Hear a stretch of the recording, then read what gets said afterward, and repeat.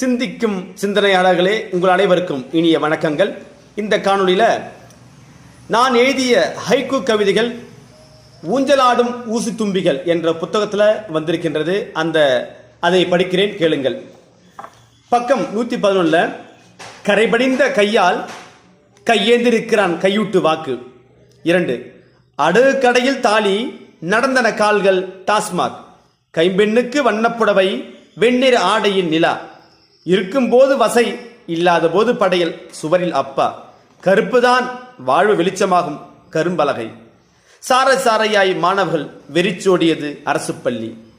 வரிசையில் செல்லும் நாரை, வரிசையற்ற கூட்டம், குடிநீர் குழாயடி. கொடியில் காயும் சட்டை பிழிந்தெடுக்கிறது வறுமை. சுமை தாங்கி ஓய்வெடுக்கிறது உடைந்த நாற்காலி. இந்த ஹைக்கூ கவிதைகளை நான் எழுதியது. நன்றி, வணக்கம்.